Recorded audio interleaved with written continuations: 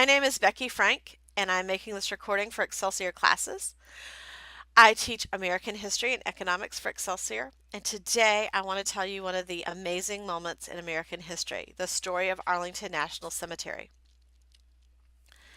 Arlington National Cemetery is the final resting place of over 400,000 active duty servicemen, veterans, and their families. It's also where we find the Tomb of the Unknown Soldiers, as well as Kennedy's Eternal Flame. And the story of how Arlington becomes a cemetery, as well as how the federal government gets possession of the property, is a fascinating confluence of events in American history. And that's the story I want to tell you today. The original owner of what will become Arlington is George Washington Parke Custis. Mr. Custis was the grandson of Martha Washington, which makes him the step-grandson of George Washington, the first president of the United States. George and Martha Washington had raised Custis after the death of his parents, and he was very devoted to them.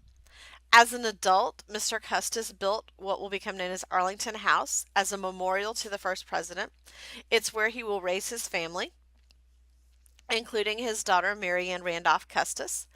In 1831, Mary Ann marries Robert E. Lee, who was then a second lieutenant in the U.S. Army, and their family will also be raised in Arlington House.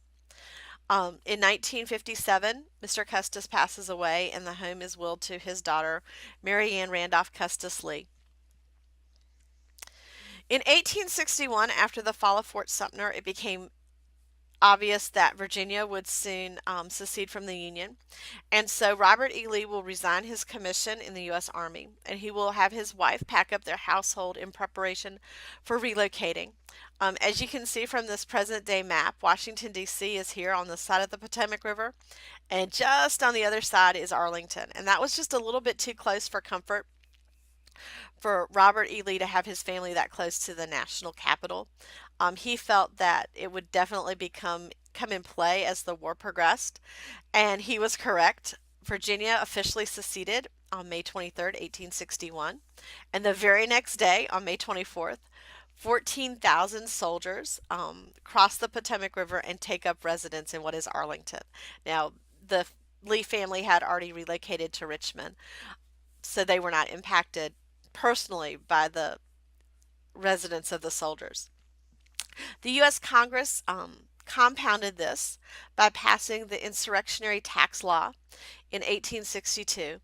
This gave commissioners in districts that were in insurrection, like Alexandria District, where Arlington resided, the authority to tax real property, real estate, in their district.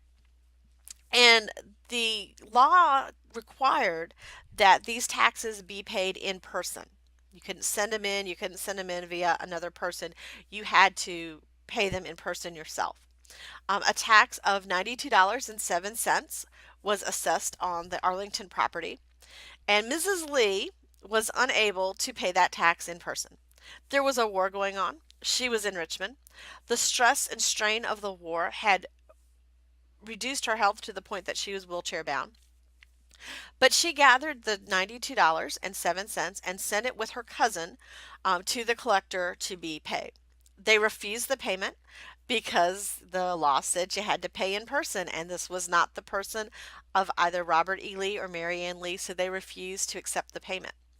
Because of that, in January 1864, the property was confiscated for non-payment of taxes, and it was sold at auction to the U.S. government. The U.S. government was the sole bidder for the property. They paid a grand total of $26,000, I'm sorry, $26,800 for the property, which was well below the market value, which was closer to $35,000.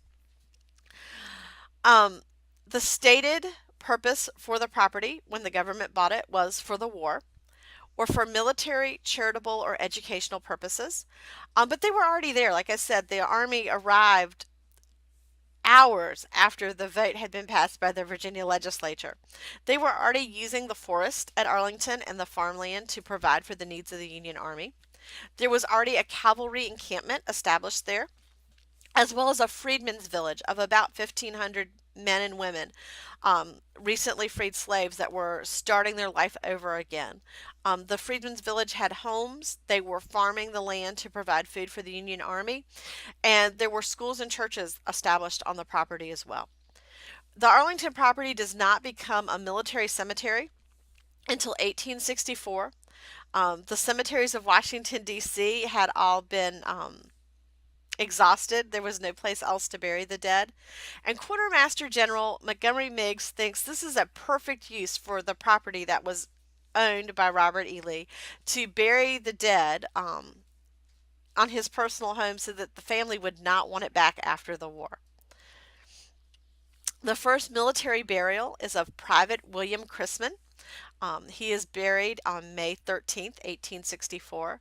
He gets that honor before it's officially designated as a military cemetery about a month later. He and other enlisted men will be buried on the lower portion of the property, right across the lane from where the freedmen had established their cemetery. Officers will be buried much closer to the house. And in fact, in 1866, they gather the remains of 2,111 unknown soldiers, unidentified, fallen, and place them in a tomb right inside Mrs. Lee's rose garden, ensuring that she would not want to return and enjoy the beauty of her rose garden after the war. Robert E. Lee was charged with treason, but those charges were dropped quietly, as was the case with most Confederate officers, in an attempt to move the country past what had happened during the Civil War. Robert E. Lee will take up the presidency of Washington College. After his passing, it will become Washington and Lee College in Lexington, Virginia. And he works with his lawyers quietly to get the property back, mostly for his wife. It was very dear to her, and she wanted it back in the family. Robert E. Lee will pass in October 1870 with the issues unresolved. His wife will then petition Congress to have her property returned to her. Congress will deny that request. And she will have an opportunity to tour the property in June of 1873. She'll see the cemetery that has been created there. She will see the Freedmen's Village there, the Army Fort, and realize in her heart that the property no longer belongs to the family, that it's not theirs anymore. And so she will be able to pass just a couple of months later, knowing that she really did not want to resume residence in the Arlington house. It will then fall to their son, George Washington Custis Lee. He was usually referred to as Custis. Um, he will actually file suit in the federal court, saying that the property had been denied from his family without due process, thus violating the Constitution. The federal court will agree with him, and the United States government will appeal that ruling. And in 1882, it will finally be settled when the Supreme Court rules that, in fact, the property was taken without due process of law and returns the property to Custis. This was a matter of family pride to him. He did not really want the property back. After all, there was an army fort on the property. There were at this point 20,000 men buried on the property, as well as the Freedmen's Village. And so he negotiates a sale of that property back to the United States government for what was considered then fair market value of $150,000. The interesting and amazing fact comes in at this point where the Secretary of War, whose office is responsible for negotiating the sale of the property back to the United States government, is none other than Robert Todd Lincoln, son of President Lincoln.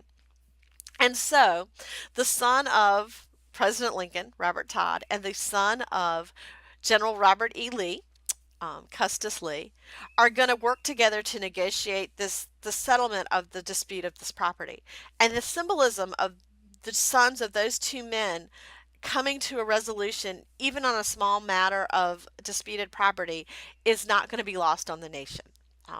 Everyone is going to recognize that if these two men can work together and come to a solution, then we all should be able to resolve the issues left over from the war.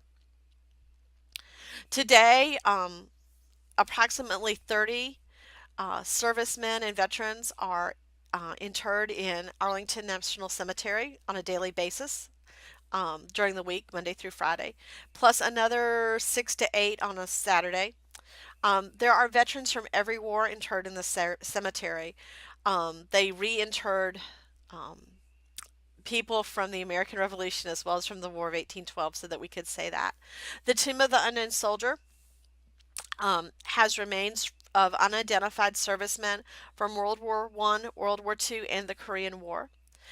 There were some remains from Vietnam that had been interred, but they were able to uninter them and identify those bodies. We think now with modern science there will be no more unknown soldiers. We'll be able to use DNA results to identify every fallen man and woman that dies in service to their country, which is a great advancement. If you want to hear more amazing moments in American history, you can join me at Excelsior Classes. My email is Becky Frank at excelsiorclasses.com, and I teach a variety of American history classes, as well as one, including one on the American Civil War, and I also teach economics. Thank you for your time.